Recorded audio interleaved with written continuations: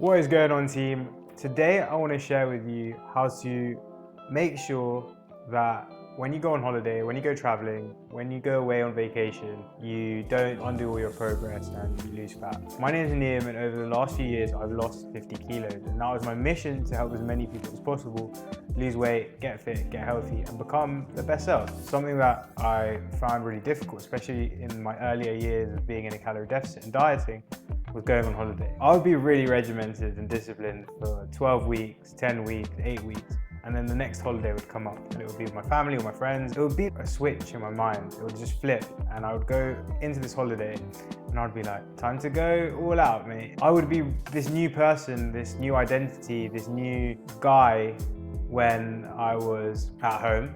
When I went on holiday, I couldn't seem to continue to maintain those healthy habits that I'd focused on whilst being at home in my routine. I would switch back to the old Niam, and it would be overindulgent, instant gratification, monkey mind Niam, looking for all the dessert, all the cereal, anything that I could get my hands on, I would just gobble up. To be honest, it didn't really work, because I would lose loads of weight in the 8 weeks, and then I'd put on another 2 kilos, and then I'd come back and I'd go really hard again, and it would just be this vicious cycle of losing weight, then gaining weight, then losing weight, then gaining weight, then losing weight, then gaining weight. And it just doesn't work in the long run, because you're making progress, then stepping back, and then making progress. I never really ended up reaching what I wanted to achieve. And so that's why I think it's so important to realize that, yes, okay, when you go on holiday, when you go on vacation, it is the time to enjoy, but there are things that you can do in order to make sure that you don't dip completely back into your old habits and then end up gaining back and reversing all the progress that you've made and you've worked hard for. So what I've done is actually just made this into a little bit of a framework in order to help people and help you guys go away, enjoy yourself, but also maintain the weight that you have got to whilst being at home. And then when you get back, it's not a case of reversing all the progress, but it's a case of just continuing where you're at. That means you can go away, enjoy yourself, maintain your weight, and come back, get back on track, and you're not playing catch up. How do we avoid this from happening? I'm gonna show you a 3-step framework, and it's before, during, and after. So before the holiday, something that I used to do was diet really unsustainably. I would cut out going out, I would not do anything fun, I would just eat the same meals every day. I even stopped eating my mum's food, and I'd be incredibly regimented. And whilst, yes, I made loads of progress, it created this scarcity mindset, which meant that when the floodgates opened, when I allowed myself a little bit of a treat, I wouldn't be able to stop there, and I would just go out of bounds, because the floodgates opened and I would have this sense of, oh my God, this is crazy, I have access to anything that I want. Whereas now when I diet, yes, I stick to my calorie target, I stick to my macro target, but I do allow myself the occasional treat.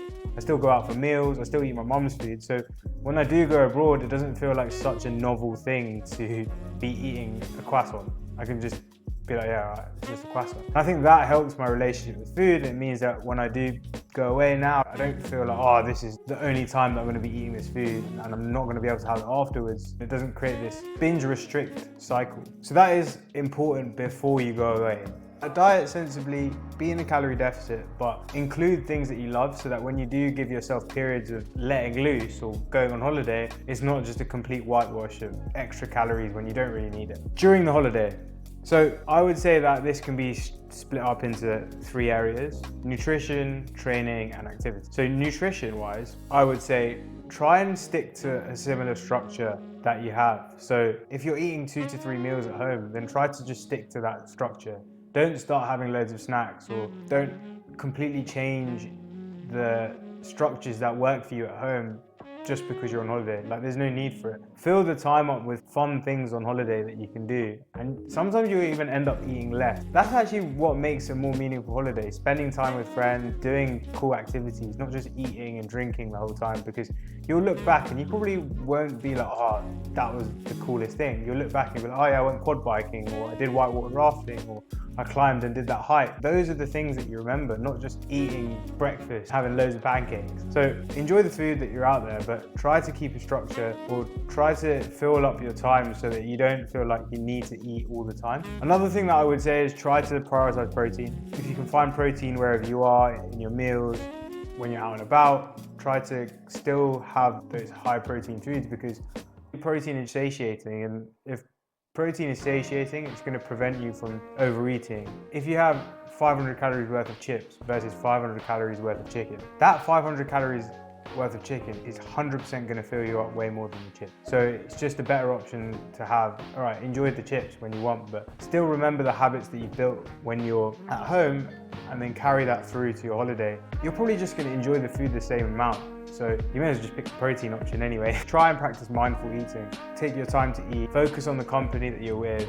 Put your knife and fork down. Take 20 minutes. All these habits, again, that you've built at home, it doesn't mean that you just have to completely stop them when you go away. It means that you're still eating when you're full. One of the things that we want to avoid is overindulging so much that you feel guilty. I've been there many times where I've eaten way too much and I just come away feeling guilty, and then I just do it again. So go in, set the standard, try and just be like, all right, I'm gonna eat until my full, I'm gonna enjoy this meal, and have my one plate, and then after that you can be like, okay, I'm done, I'm happy. When I get hungry again, I'll have another meal or whatever. Then the other thing that you can do is hydration. Often when we go on holiday, again, because we don't have a water bottle, because we don't have access to a tap, we forget to drink water, and it's such a powerful thing, because sometimes we feel hunger when we get thirsty. If you just remember that you might be thirsty and just have loads of water with you and accessible to you, and prioritizing that, you might actually end up eating less. Take a water bottle, take it with you. It's really good for the plane, where sometimes on the plane we often feel tired because we get so dehydrated, and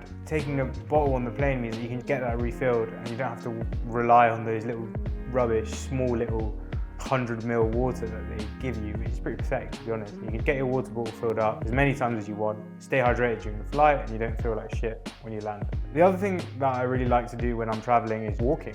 If you're in a new city, if you're in a new place and you want to explore something, walk to the metro station, use the tube, don't get cabs, because when you get a cab, you don't really get to see much. You just go from your hotel or wherever you're staying to the restaurant or wherever you're going. You don't really get to see outside as much. Wherever you can, try to get the metro, try to walk around, try to see and experience the culture around by using your legs. I went to Doha recently and we got one cab one evening, but other than that, every single time we just got a metro. We're able to see so much more. We sometimes just got off at random stops and walked around, and it gave us a way better feel of the place, just because we had this mindset that we wanted to walk, and it turned out that we had a better holiday as a result of that. After the holiday, you're gonna get back, and there's a chance that your weight will go up. This might not even be fat, but there's a chance that because you've been eating a little bit more, you might have higher water retention because you might not sleep on the flight, you might have been eating a little bit more salt, because plain food is very salty, because at high altitudes, normal food is not that tasty, so they add extra salt to make it tasty.